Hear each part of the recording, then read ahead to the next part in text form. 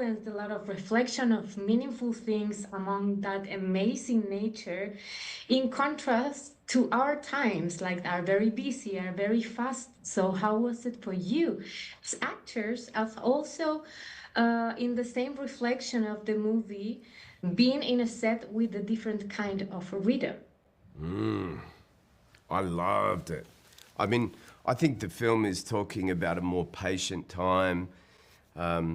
Set life has always got its own momentum, and you know, we've got a day to shoot all these scenes, you know. So, but being in the environment, there was an incredible kind of meditative and philosophical kind of energy on the set. That I thought was very special. And I love that cinema is still one place where hopefully people turn off their phones and can kind of get transported. And this film in particular transports you to a more still rhythm. Definitely. And you, Felicity? Yeah, I think the film is it's very distinct, and it does feel like it cuts through. There's something about it that is speaking to our times. I think we are definitely in a moment of kind of reckoning with great technological change and how that affects politics, and somehow the film is coming back to basics. It's kind of going, well, what is it that really counts? What do we value? What is important? And how do we navigate choppy waters? And that's what I think, you know, it's so rare that you get a film that does that is really asking these bigger questions, but also functions on a very entertaining level. You know, it's suspenseful. There's this kind of thriller element to it in some ways, because there's so much, you know, there's so much death in the film that the audience is both kind of involved and gripped by it, but there's also, it takes its time. So it's a very unusual position that the audience is put in, but quite an intriguing one. Joel, in this contradiction of the big nature versus a man that was grieving, really constrained, isolated with his feelings, how did you work with those micro expressions that are beyond the dialogue that we can also feel but not listen in the movie? Well, I think so many people that will watch this film will know a lot of Robert's experience. You know, that they've know what it's like to be in love and really care about their partner, and to perhaps have had the experience of raising children and knowing how that also creates an incredible fear, a determination and protectiveness, and what loss or grief feels like to a human being. So, you know, I feel like the audience can understand these things in Robert. And for me, I was very connected to a lot of these things because I am a husband and I have children. And my big fears are that anything would happen to them. So I felt it was a very personal performance for me. And I trust that the camera will find the honesty in those things if I feel them, you know, myself. That's beautiful. Well, my time is up. Thank you so much. And again, congratulations. Thank you. Hi, my name is Fran from Spanglish Cinema Chile. How are you today? We're good. We're great, thanks. Thanks for talking to us. How was the experience for you both to be in a set that has another kind of rhythm and another kind of narrative? We can start with you, William. You said it. We were out in the woods. Our DP, Adolfo, was sort of a ninja. He was not intrusive at all. He used no lighting.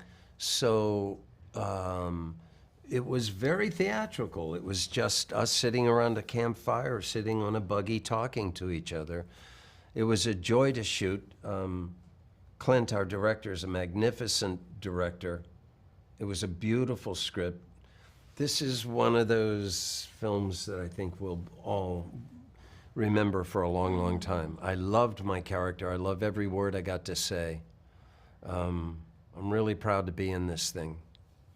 I like any movie that has nature in it. You know, I'm always really drawn to those movies like The Revenant, and you know, there's just so many of them. Like Banshees kind of had nature was a character as well. So that just getting to shoot in nature always feels special, because what you capture really is only happening in that moment. You can't recreate it. So it does feel like if a butterfly flies past, it feels like, wow, we really like, there's something kind of magical about it and special. And I think that's how I felt on the set.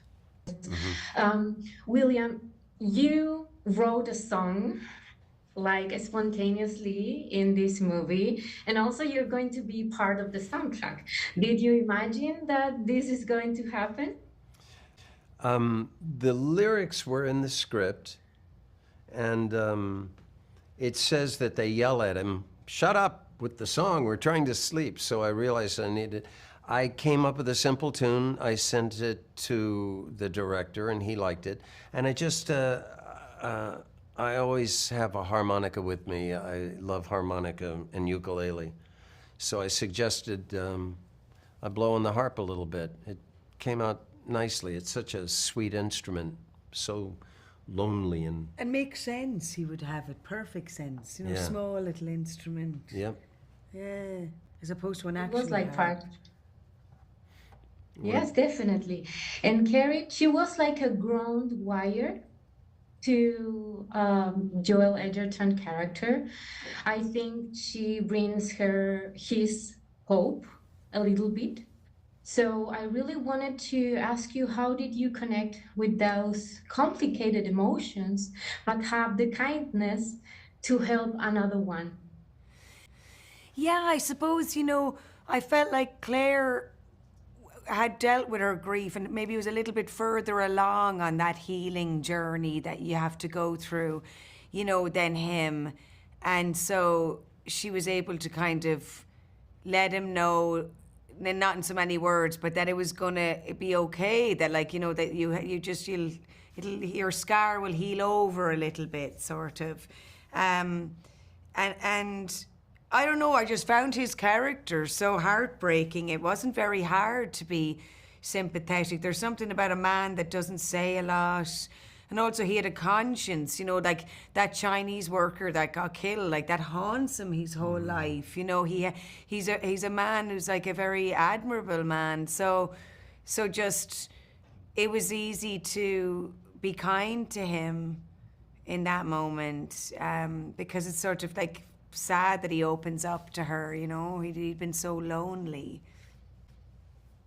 Definitely. And I have to wrap up, but I just wanted to tell you that I really appreciate that both of your character brings also a little bit of humor, even in the darkest places. Thank So you.